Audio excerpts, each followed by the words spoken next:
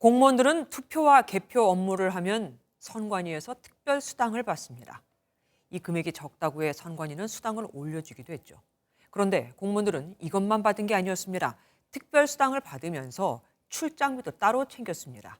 또 이게 다가 아니었습니다. 시간 외 근무 비용까지 챙긴 이들도 있습니다. 신혜진 기자가 단독 보도합니다. 지난해 3월 대통령 선거, 6월에는 전국 동시지방선거가 열렸습니다. 당시 구청과 시청 등 지자체 공무원들은 사전 투표일과 투표 당일에 투개표 업무를 지원하기 위해 투표소로 배치됐습니다. 선거관리위원회는 이들에게 수당과 식비에 코로나 사례금을 합쳐 일일 평균 선거 사무수당 27만여 원을 지급했습니다. 코로나 이후로는 좀 특별하게 더 줬다고 보시면 되고, 공무원들이 투개표 사무를 안 하려고 했던 움직임이 많이 있었어요. 그 수당을 현실화해달라는 노력이 저희가 한 끝에 수당을 10,000원을 올린 거거든요. 그런데 서울지자체 4곳의 일부 공무원들이 선거 사무수당을 받고도 관내 출장비를 이중으로 타냈다가 모두 반납한 사실이 드러났습니다. 국민권익위원회가 선거 사무 관련 여비 중복 수령 의혹을 조사한 결과 전국 지자체 46곳에서 출장비가 부당 지급된 사실을 확인했습니다. MBN이 입수한 문건을 보면 대선과 지방선거에서 출장비를 중복으로 받은 서울의 지자체는 4곳으로 이 중 마포구가 950여 건으로 가장 많았고 1,915만 원을 환수했습니다. 이어 중랑구와 종로구, 송파구 순이었습니다. 투표사무원이 투표함을 반납까지 하면 15시간 이상의 근무를 하잖아요.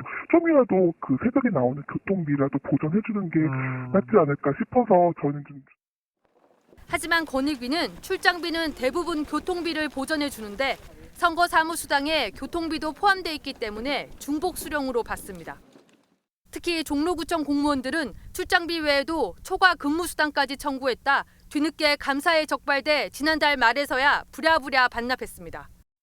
올리시면 안 되는데 실수로 올리셨다고 하시더라고요. 아무래도 그것도 하나의 약간 인센티브를 받던 것 같아요. 선거 기간 출장비 부당 수급 사례는 전국적으로 일어났습니다. 인천광역시는 900건 넘게 적발돼 1,300만여 원을 반납했고 경기도 평택시도 1,700만여 원을 돌려주는 등 전국 지자체 245곳 가운데 46곳에서 출장비가 중복 지급됐습니다.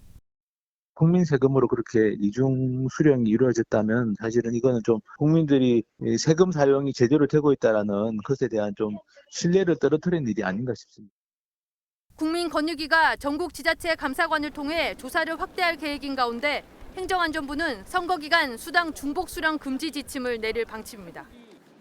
MBN 뉴스 신혜진입니다. 안녕하세요. 김주하입니다.